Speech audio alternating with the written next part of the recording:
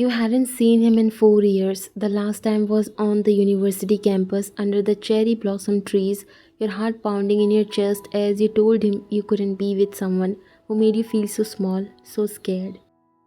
John Jungkook, the boy whose eyes burned with secrets and whose silence could freeze a room, had only stared at you then, unreadable.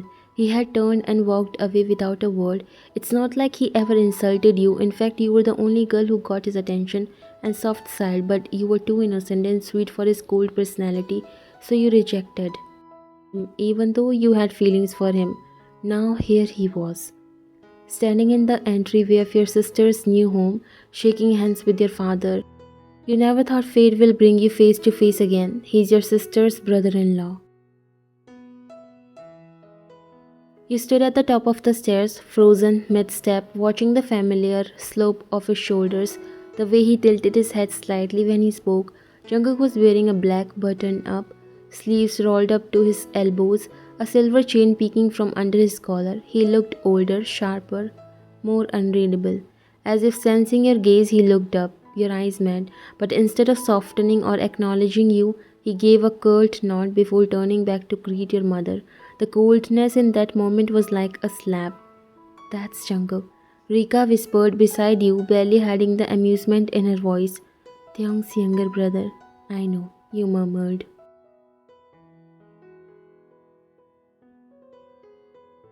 He used to be in your department, right? You two never talked? You hesitated. Not much.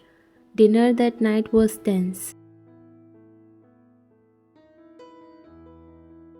The dining table was decorated beautifully with candlelight, dishes steaming and filling the room with warmth. Your parents chatted with Mr. and Mrs. John, complimenting the house, laughing over wedding memories. Rika glowed, her hand constantly reaching for Taeyong's as they talked about their honeymoon in Greece. Meanwhile, Jungkook sat at the far end of the table.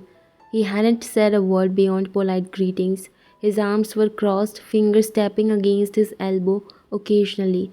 You sat diagonally across from him, and every time you glanced up, he was looking away. But you could feel it, his eyes on you, watching, calculating, and remembering. Your father laughed loudly at one of Taehyung's jokes. Ah, this one always keeps us entertained. And Jungkook, what do you do now, son?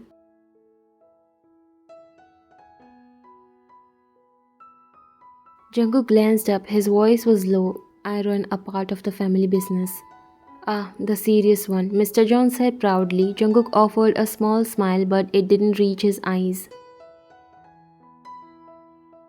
Your mother looked between the two brothers and then to you. You have grown quiet. She nudged you lightly. You forced a smile. Just tired. Jungkook's fork paused mid-air for a second before he continued eating. His face remained emotionless, but your heart was loud, beating with regret, with memories.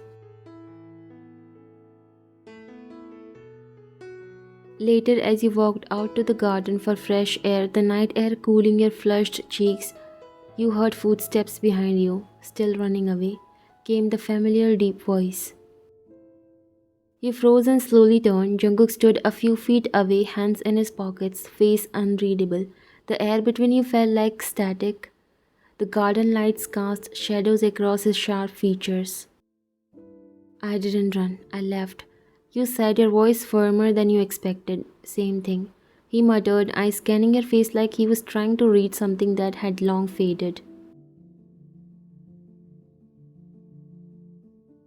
You looked at him, your voice softening. Never thought we would meet again like this. His expression didn't change, but there was a flicker in his eyes. Maybe it's fate. Strange, isn't it? Life brings people back around, even when they have walked away. You blinked at him, caught off guard. I didn't mean to walk away from you. He tilted his head slightly, didn't you? Because from where I stood, it looked a lot like rejection, and it was actually a rejection, wasn't it?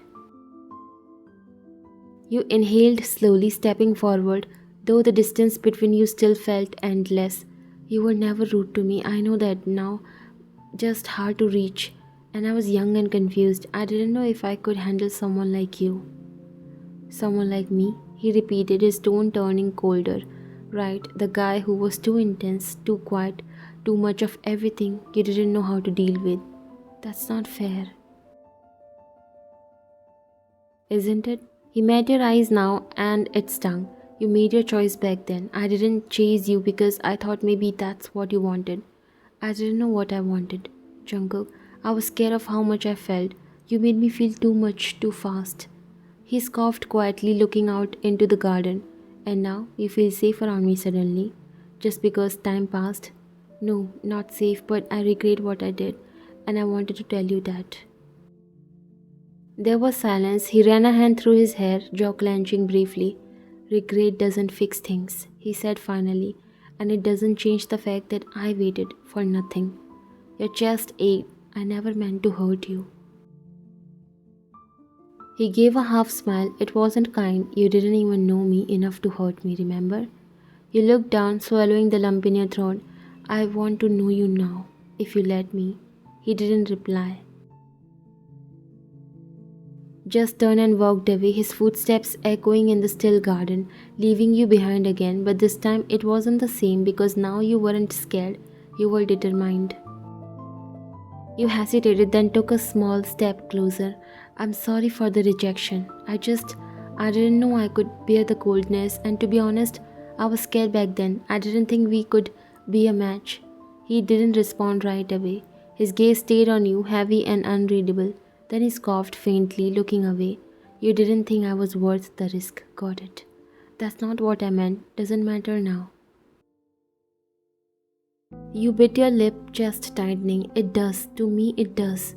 He turned slightly, the moonlight outlining the sharp edge of his jaw.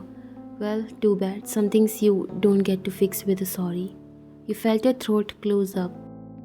And yet, somewhere in his voice, behind the coldness, there was something raw, something broken, and it hurt because you knew it hurt him too. Because despite everything, you came back to him, and somehow he knew it too. The next few days were a blur of family dinners and polite smiles, but Jungkook was everywhere, standing beside Taeyong during breakfast, leaning against the doorframe as you passed in the hallway, showing up at every event your family arranged, and always cold, never speaking unless spoken to. One evening during preparations for Rika's post-wedding dinner, your mother pulled you aside. He looks at you, she said. You blinked. Who? Jungkook. Your throat tightened. We knew each other in college. Your mother gave you a knowing look. Well, whatever happened then, maybe now is your time to fix it.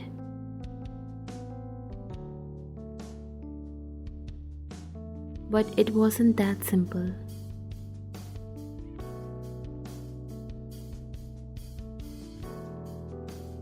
Later that night, you walked into the kitchen and found Jungkook standing alone, a glass of wine in hand. The other were out on the balcony.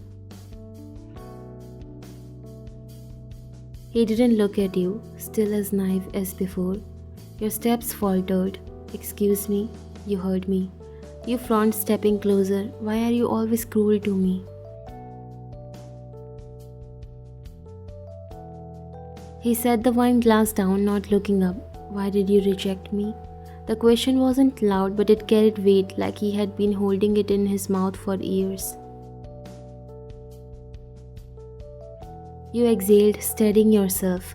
Because I didn't understand you back then. I was scared, but not of you, of what I felt, of how much you made me feel. He finally looked at you, jaw tied. Then why does it still hurt? You stepped closer. Because it hurt me too. There was a pause, a long suffocating pause. You spoke again, voice quieter this time. I used to stay up wondering what you were thinking. You never let anyone in. You never let me in. He chuckled bitterly. Maybe I was waiting for someone who didn't need a road map to figure me out. You swallowed. I didn't need a road map. I needed a sign that you wanted me to try.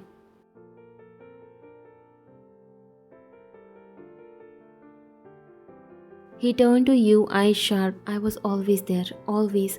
I sat with you in the library when you didn't ask, walked you to your dorm when it rained, got you that damn Lemon tea you liked every time you were stressed. I remember, you said softly. But none of that mattered, did it? Because when it came down to it, I wasn't enough for you to stay. You flinched. That's not fair, isn't it? He moved past you toward the sink. You made your choice. I respected it. But don't come back now acting like the past can be rewritten. I'm not trying to rewrite it. You said, your voice started cracking. I'm trying to explain it. I'm trying to say sorry. Sorry doesn't undo years. Then let me start now. He looked at you again. There it was, that flicker of something in his eyes. Vulnerability, hope, pain, you couldn't quite name it, but it disappeared in an instant. Don't, he said, brushing past you. You don't get to walk out of someone's life and come back when it's convenient. You turn after him. It's not convenient. It's terrifying. He paused at the doorway. I still care, you whispered. He stood there for a moment, shoulders tense, breathing shallow. Then, without another word, he walked out of the kitchen, but this time he didn't slam the door, and maybe, just maybe, that meant something. From that day, you turned quiet. You stopped looking at him or talking to him. You again started behaving like he didn't exist, and once again, Jungkook felt like the past was repeating itself.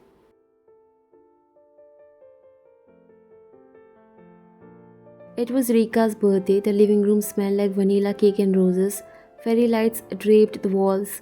Music hummed softly in the background, and laughter echoed as family members and friends gathered, raising glasses in celebration.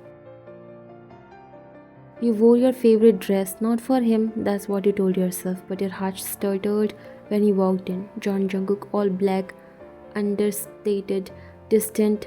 His hair fell across his forehead, and his jaw was set like stone. He gave a brief nod to the room, hugged Rika, said something to Taeyong, and that was it. Not a single glance in your direction.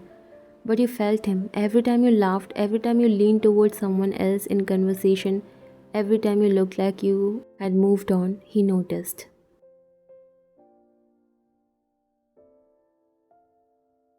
After the cake cutting, you slipped into the hallway to fix your bracelet. You were trying to clasp it behind your wrist when the door creaked open. Then came the footsteps, firm, familiar. You turned just as he grabbed your wrist and pulled you inside the study, shutting the door behind him.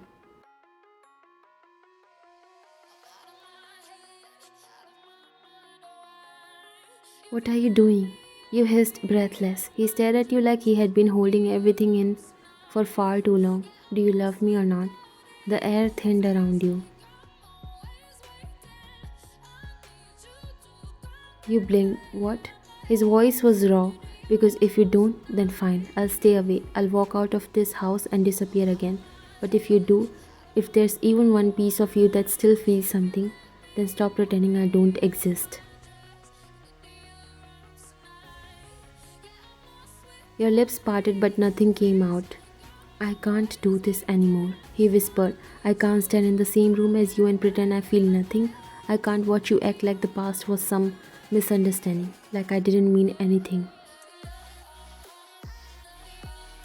Tears pricked your eyes. Jungkook, tell me I meant nothing. Say it, I'll walk out right now. I never stopped loving you. You whispered. The room spun around that one truth.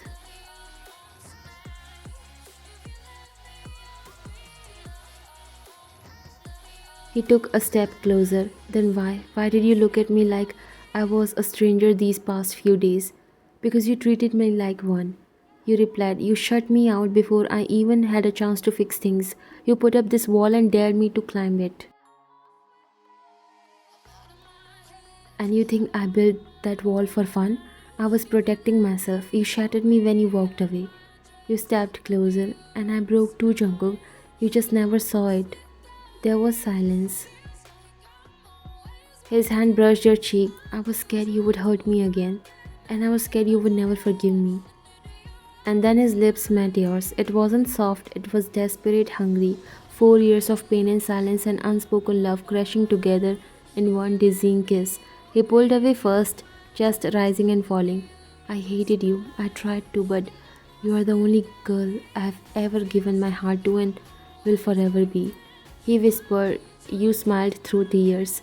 I love you, he exhaled. I love you more.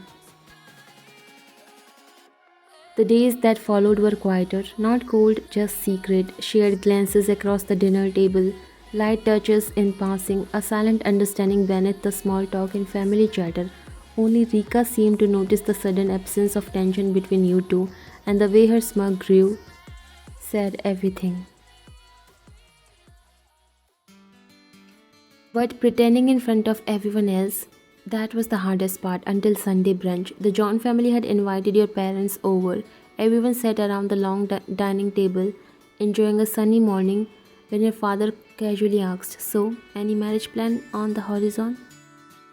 You choked on your juice. Across from you, Jungkook remained still. Taeyong laughed, trying to lighten the mood. Well, I would say Jungkook should go first. He has been awfully quiet these days. Maybe he's hiding something.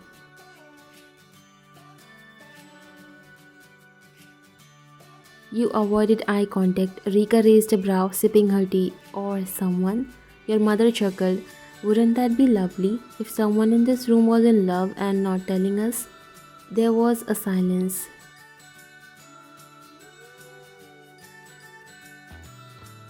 And then Jungkook stood up. Your eyes snapped to him. He pushed his chair back, his face calm but serious. Actually, there is someone. Rika's jaw dropped.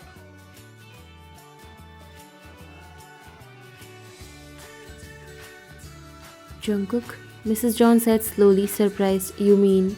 He turned toward your parents. I love her 4 years ago. I love her now. And I don't want to hide it anymore. You felt the air go still. Your father blinked. Who? Jungkook looked at you. I love her, your younger daughter. He repeated, and I want a future with her. All eyes turned to you. You stood, heart pounding. Same here. I love him too. No one spoke. Then Rika squealed. Finally. Your mother covered her mouth, stunned. Taeyong blinked like he was catching up with the reality. Mr. John just shook his head, half smiling. I guess fate does circle back, your father said. And just like that, the past had a new future.